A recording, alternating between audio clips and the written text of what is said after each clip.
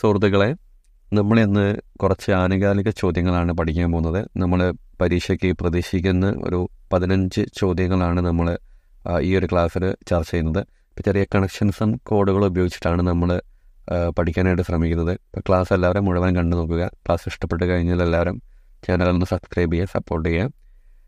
അപ്പോൾ നമുക്ക് ഓരോരോ ചോദ്യങ്ങളായിട്ട് നോക്കാം. നമുക്ക് ഡെയിലി ലൈഫിൽ തോന്നുന്ന കാര്യങ്ങളും നമ്മൾ പരിചയപ്പെടുന്ന ഓരോരോ ഇൻസിഡൻറ്റും കാര്യങ്ങളൊക്കെ ആയിട്ട് ബന്ധപ്പെടുത്തി വരുന്ന കോഡുകളാണ്. അപ്പോൾ അതൊന്ന് ആ ഒരു ലെവലിലേക്കൊന്ന് കാണാനായിട്ട് ശ്രമിക്കുക.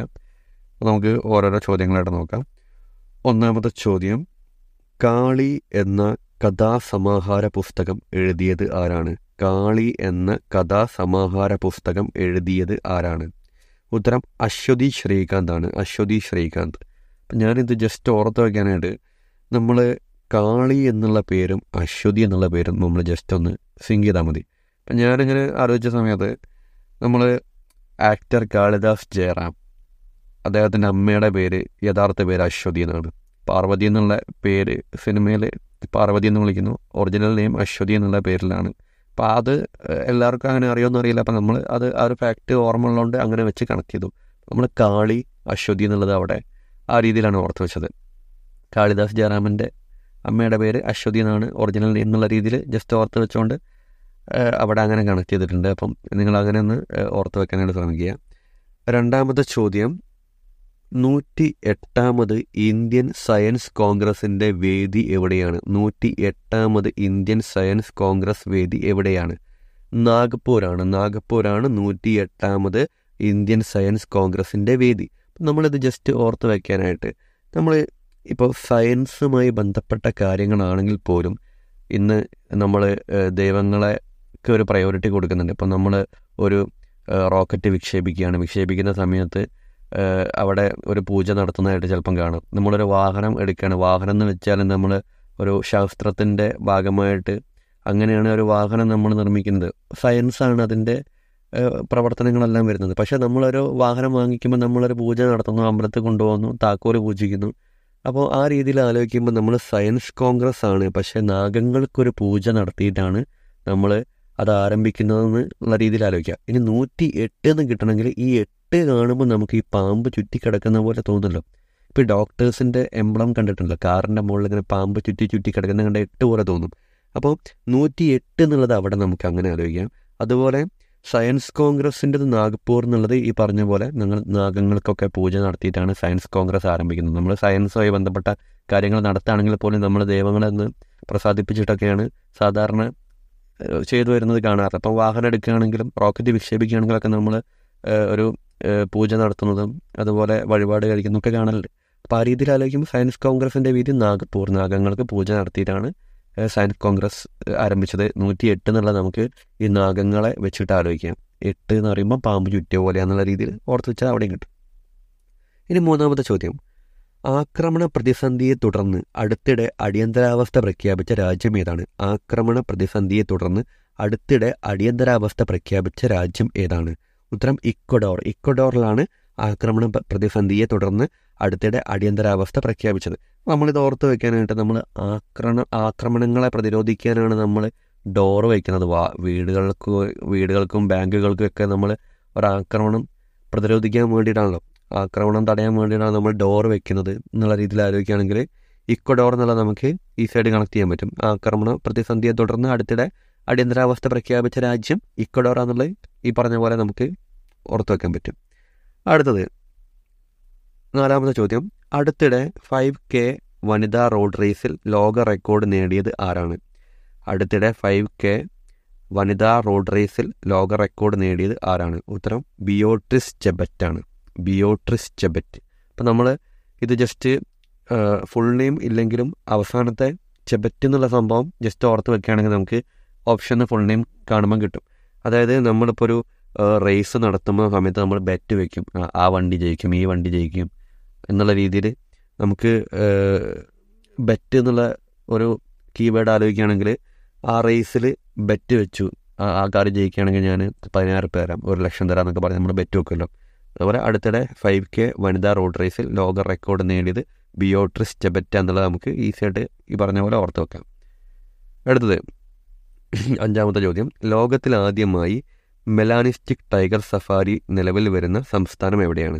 ലോകത്തിൽ ആദ്യമായി മെലാനിസ്റ്റിക് ടൈഗർ സഫാരി നിലവിൽ വരുന്ന സംസ്ഥാനമാണ് ഒഡീഷ. അപ്പം നമ്മളത് ജസ്റ്റ് ഓർക്കാനായിട്ട് നമ്മൾ ഇപ്പം ഒരു ടൈഗർ സഫാരി പാർക്ക് എന്ന് പറയുന്നത്, നമ്മൾ ടൈഗർ വരുമ്പോൾ നമ്മൾ ഓടിയില്ലെങ്കിൽ നമ്മളെ പിടിക്കുന്നുള്ള നമുക്കറിയാം. അപ്പോൾ ഒഡീഷ എന്നുള്ള അങ്ങനെ കിട്ടും. മെലാനിസ്റ്റിക് എന്നുള്ള നമ്മൾ മെലിഞ്ഞ ആളുകൾക്കാണെങ്കിൽ കുറച്ചുകൂടി ഫാസ്റ്റായിട്ട് ഓടാം. തടിച്ച ആളുകളെ അപേക്ഷിച്ച് മെലിഞ്ഞ ആളുകൾക്ക് ഒന്നുകൂടി ഫാസ്റ്റായിട്ട് ഓടാൻ പറ്റും. അപ്പോൾ മെലാനിസ്റ്റിക് ടൈഗർ സഫാരി എന്നുള്ളത് മെലിഞ്ഞ ആളുകൾക്ക് ടൈഗർ വന്നാൽ കുറച്ചുകൂടി ഈസി ആയിട്ട് ഓടാം. അപ്പം നമുക്ക് ഒഡീഷ എന്നുള്ള അവിടെ മെലാനിസ്റ്റിക് ടൈഗർ സഫാരി പാർക്ക് വരുന്നത് ഒഡീഷ എന്നുള്ളത് നമുക്ക് അവിടെ അങ്ങനെ ഓർത്ത് വെക്കാൻ പറ്റും. അടുത്തത് ആറാമത്തെ ചോദ്യം, ഇന്ത്യയിൽ ആദ്യമായി അണ്ടർ വാട്ടർ മെട്രോ ആരംഭിക്കുന്നത് എവിടെയാണ്? കൊൽക്കത്തയാണ്. നമ്മൾ കുറേ പരീക്ഷകളിലിപ്പം വന്നു കഴിഞ്ഞ ക്വസ്റ്റ്യനാണ്. ഇന്ത്യയിൽ ആദ്യമായി അണ്ടർ വാട്ടർ മെട്രോ ആരംഭിക്കുന്നത് എവിടെയാണ്? കൊൽക്കത്തയിലാണ്. കൊൽക്കത്ത. നമ്മളിത് ജസ്റ്റ് കണക്ട് ചെയ്യാനായിട്ട് നമ്മളിപ്പം ഈ ഒരു കോറി, നമ്മൾ കരിങ്കല്ല് അവിടെ നിന്ന് ഇങ്ങനെ എന്താ പറയുക, നമ്മൾ കുഴിച്ച് താഴേക്ക് ചെന്ന് അണ്ടറിലെത്തുന്ന സമയത്താണ് അവിടെ വെള്ളം ഉണ്ടാവുക. കല്ല് കൊത്തി കൽക്കത്ത എന്നുള്ള നമ്മൾ കല്ല് കൊത്തുക എന്നുള്ള രീതിയിൽ ആലോചിക്കുക. കല്ല് കൊത്തി താഴെ എത്തുന്ന സമയത്താണ് വാട്ടർ കാണുന്നത്. അണ്ടർ വാട്ടർ, അടിയിൽ വെള്ളം കാണുന്നത് നമ്മൾ കല്ല് കൊത്തി താഴെ പോകുമ്പോഴാണ്. ഒരുവിധം കോറികളൊക്കെ അങ്ങനെയാണല്ലോ, നമ്മൾ കരിങ്കൽ കോറിയൊക്കെ കല്ല് കൊത്തി താഴെ പോകുമ്പോൾ വെള്ളം കാണുന്നു. അണ്ടർ വാട്ടർ മെട്രോ എന്നുള്ള രീതിയിൽ നമുക്ക് ജസ്റ്റ് അവിടെ ഓർത്ത് വെക്കാൻ പറ്റും. ഏഴാമത്തെ ചോദ്യം, രാജ്യത്തെ സമ്പൂർണ്ണ ഭരണഘടനാ സാക്ഷരത നേടുന്ന ആദ്യത്തെ ജില്ല ഏതാണ്? രാജ്യത്തെ സമ്പൂർണ്ണ ഭരണഘടനാ സാക്ഷരത നേടുന്ന ആദ്യത്തെ ജില്ലയാണ് കൊല്ലം. നമ്മൾ ജസ്റ്റ് ഓർത്ത് വെക്കാനാണെങ്കിൽ നമ്മൾ ഈ ഭരണഘടനാ സാക്ഷരത നേടിയില്ലെങ്കിൽ കൊല്ലും എന്നുള്ള രീതിയിൽ ആലോചിച്ച് കഴിഞ്ഞാൽ അവിടെ ജസ്റ്റ് കൊല്ലം എന്നുള്ളത് നമുക്ക് കിട്ടും. ആ രീതി ഈ സാക്ഷരത നേടിയില്ലെങ്കിൽ ഇപ്പം പരീക്ഷയ്ക്കൊക്കെ മാർക്ക് കുറയുകയാണെങ്കിൽ അല്ലെങ്കിൽ അങ്ങനത്തെ നമ്മൾ റിസൾട്ട് വീട്ടിൽ അറിഞ്ഞാൽ അച്ഛൻ കൊല്ലും അമ്മ കൊല്ലും എന്നൊക്കെ പറയുമല്ലോ. അപ്പോൾ നമ്മൾ പ്രോഗ്രസ് കാർഡൊക്കെ വീട്ടിൽ കാണിക്കാൻ പേടിക്കുന്ന സമയത്ത് ഇതെങ്ങനെ വീട്ടിൽ കണ്ട എൻ്റെ കൊല്ലുമിൻ്റെ അവസാനം എന്നുള്ള രീതിയിൽ പറയുമല്ലോ. അതുപോലെ സാക്ഷരത നേടിയില്ലെങ്കിൽ കൊല്ലും എന്നുള്ള ഭരണഘടന സാക്ഷരത നേടിയില്ലെങ്കിൽ കൊല്ലും എന്നുള്ള രീതിയിൽ ആലോചിച്ച് കഴിഞ്ഞാൽ കൊല്ലം എന്നുള്ളത് നമുക്ക് അങ്ങനെ ഓർക്കാം. അടുത്തത് എട്ടാമത്തെ ചോദ്യം, കടമ്മനിട്ട രാമകൃഷ്ണൻ ഫൗണ്ടേഷൻ ഏർപ്പെടുത്തിയ കടമ്മനിട്ട പുരസ്കാരം 2023 അർഹനായത് ആരാണ്? കടമ്മനിട്ട രാമകൃഷ്ണൻ ഫൗണ്ടേഷൻ ഏർപ്പെടുത്തിയ കടമ്മനിട്ട പുരസ്കാരം 2023 അർഹനായത് ആരാണ്? ഉത്തരം പ്രഭാവർമ്മയാണ്. പ്രഭാവർമ്മ ഒരുപാട് ചോദിച്ച ക്വസ്റ്റ്യനാണ്. നമ്മൾ ജസ്റ്റ് ഓർത്ത് വെക്കാനായിട്ട് നമ്മൾ നമ്മൾ റെസ്റ്റോറൻറ്റിൽ കയറി ഭക്ഷണം കഴിക്കാൻ പോയി നമ്മൾ ഷവർമ്മ ഓർഡർ ചെയ്തു. ഷവർമ്മ ഓർഡർ ചെയ്തിട്ട് ലാസ്റ്റ് നമ്മൾ പേ ചെയ്യാൻ നേരത്ത് നമ്മൾ ഗൂഗിൾ പേ വർക്ക് ചെയ്യുന്നില്ല, നമ്മളവിടെ കടം പറഞ്ഞു പോകുന്നു. അപ്പം കടം പറഞ്ഞിട്ട് പോകുന്നു. ഷവർമ്മ കഴിച്ചിട്ട് കടം പറഞ്ഞു പോകുന്നു. ഷവർമ്മ എന്നുള്ളൊരു വർമ്മ കിടപ്പുണ്ട്. അപ്പം നമ്മൾ പ്രഭാവർമ്മ എന്നുള്ള ആ വർമ്മ അവിടെ ആലോചിക്കാം. കടമ്മനിട്ട എന്നുള്ളത് നമ്മളവിടെ പേ ചെയ്യാൻ പൈസ ഇല്ലാത്തതുകൊണ്ട് നമ്മൾ കടം പറഞ്ഞു പോകുന്നു എന്നുള്ള രീതിയിൽ ഓർത്ത് വെച്ച് കഴിഞ്ഞാൽ കടമ്മനിട്ട ഫൗണ്ടേഷൻ ഏർപ്പെടുത്തിയ കടമ്മനിട്ട പുരസ്കാരം 2023 കിട്ടിയത് പ്രഭാവർമ്മ എന്നുള്ളത് നമുക്ക് ഈസിയായിട്ട് കണക്ട് ചെയ്യാൻ പറ്റും. ഇനി അടുത്ത ക്വസ്റ്റ്യൻ, ഒമ്പതാമത്തെ ചോദ്യം, 2023 ഫെബ്രുവരിയിൽ വിക്കിപീഡിയയ്ക്ക് നിരോധനം ഏർപ്പെടുത്തിയ രാജ്യം ഏതാണ്? 2023 ഫെബ്രുവരിയിൽ വിക്കിപീഡിയയ്ക്ക് നിരോധനം ഏർപ്പെടുത്തിയ രാജ്യമാണ് പാകിസ്ഥാൻ. അപ്പോൾ നമ്മളത് ജസ്റ്റ് വിക്കി പാക്കി എന്നുള്ള രീതിയിൽ അവിടെ ഒരു സിമിലാരിറ്റി വെച്ചിട്ട് ആ ഒരു പറയുമ്പോൾ പ്രാഫ് ഉണ്ടല്ലോ, വിക്കി പാക്കി എന്നുള്ള രീതിയിൽ. അല്ലെങ്കിൽ നമ്മൾ വിൽക്കാൻ വേണ്ടി പാക്ക് ചെയ്യുന്നു, വിൽക്കുന്ന സാധനങ്ങളൊക്കെ പാക്ക് ചെയ്തിട്ടാണ് വിൽക്കുന്നതെന്നുള്ള രീതിയിൽ ഓർത്ത് വെച്ചാൽ നമുക്ക് കിട്ടും. നമ്മൾ പാക്ക് ചെയ്തിട്ടാണുള്ള സാധനങ്ങൾ വിൽക്കുക, നമ്മൾ വിൽക്കുക എന്നുള്ള ആ ഒരു രീതിയിൽ ആലോചിച്ചാൽ നമുക്ക് ഈസിയായിട്ട് കിട്ടും.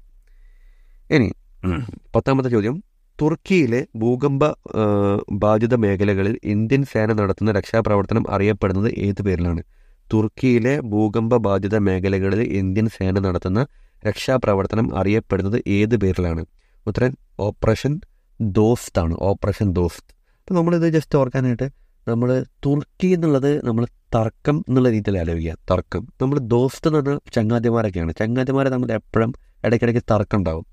അപ്പം തുർക്കിയിലാണ് ഈ സംഭവം. തുർക്കിയിൽ ഇന്ത്യൻ സേന നടത്തിയത് ഏതാണെന്ന് ചോദിക്കുമ്പം വേറെ ഒരുപാട് രാജ്യങ്ങളിൽ ഇന്ത്യൻ സേന പല മിഷനും നടത്തുന്നുണ്ട്. അപ്പം തുർക്കിയിലാണ് ഈ സംഭവം നടത്തുന്നത്. അപ്പം തുർക്കിയാണ് നമ്മൾ ഈ ഓപ്പറേഷൻ ദോസ്തുമായിട്ട് കണക്ട് ചെയ്യേണ്ടത്. അപ്പം തുർക്കി എന്നുള്ള തർക്കം എന്ന് ആലോചിക്കുക. നമ്മൾ ദോസ്ത് എന്ന് പറഞ്ഞാൽ ഫ്രണ്ട്സ് എന്നുള്ള മീനിങ് ആണ്. ചങ്ങാതിമാർ തമ്മിൽ ഇടയ്ക്കിടയ്ക്ക് തർക്കം ഉണ്ടാവും എന്നുള്ള രീതിയിൽ ഓർത്ത് കഴിഞ്ഞാൽ നമുക്ക് അവിടെ അത് ഈസിയായിട്ട് കണക്ട് ചെയ്യാൻ പറ്റും. അടുത്തത് 11ാമത്തെ ചോദ്യം, ഹോട്ടൽ മേഖലയിലെ നികുതി വെട്ടിപ്പുകൾ കണ്ടെത്തുന്നതിനായി സംസ്ഥാന GST ഇന്റലിജൻസ് നടത്തിയ പരിശോധന അറിയപ്പെടുന്നത് ഏത് പേരിലാണ്? ഹോട്ടൽ മേഖലയിലെ നികുതി വെട്ടിപ്പുകൾ കണ്ടെത്തുന്നതിനായിട്ട് സംസ്ഥാന GST ഇന്റലിജൻസ് നടത്തിയ പരിശോധന അറിയപ്പെടുന്നത് ഏത് പേരിലാണ്? ഉത്തരം ഓപ്പറേഷൻ മൂൺലൈറ്റ് ആണ്. Operation moonlight.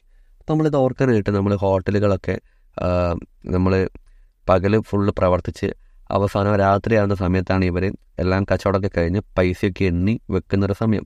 അന്നത്തെ ലാഭം നഷ്ടങ്ങളൊക്കെ കണക്കൂട്ടുന്നൊരു സമയം തന്നെ രാത്രിയാണ് ഈ മൂൺലൈറ്റ് വരിക. ഈ സൂര്യപ്രകാശം ഉള്ള സമയത്ത് ഇവർ കച്ചവടം നടത്തുന്നു. ചന്ദ്രൻ്റെ വെളിച്ചം വരുന്ന സമയത്താണ് ഇവർ ഈ ഇതിൻ്റെ വരവ് ചെലവും കാര്യങ്ങളൊക്കെ കാൽക്കുലേറ്റ് ചെയ്യുന്നത്. ആ സമയത്ത് കറക്റ്റായിട്ട് ഇവർ പോയിട്ട് റെയ്ഡ് നടത്തി എന്നുള്ള രീതിയിൽ ആലോചിച്ചാൽ നമുക്ക് മൂൺലൈറ്റ് നിന്ന് കിട്ടും. രാത്രിയാണല്ലോ കച്ചവടമൊക്കെ കഴിഞ്ഞിട്ട് നമ്മൾ ക്യാഷൊക്കെ എണ്ണിയിട്ട് ഒക്കെ കാൽക്കുലേറ്റ് ചെയ്യുന്ന ഒരു സമയം. ആ സമയത്താണ് പോയാലല്ലേ പിടിക്കാൻ പറ്റും എന്നുള്ള രീതിയിൽ ഓർത്ത് വെച്ച് കഴിഞ്ഞാൽ നമുക്ക് അങ്ങനെ കണക്ട് ചെയ്യാം. അടുത്തത്, ഏത് സംസ്ഥാനത്താണ് ലോകത്താദ്യമായിട്ട് റോഡ് സുരക്ഷയ്ക്കായിട്ട് മുള കൊണ്ടുള്ള സുരക്ഷാ ഭിത്തികൾ സ്ഥാപിച്ചത്? ഏത് സംസ്ഥാനത്താണ് ലോകത്താദ്യമായിട്ട് റോഡ് സുരക്ഷയ്ക്കായിട്ട് മുള കൊണ്ടുള്ള സുരക്ഷാ ഭിത്തികൾ സ്ഥാപിച്ചത്? ഉത്തരം മഹാരാഷ്ട്രയാണ്. മഹാരാഷ്ട്ര.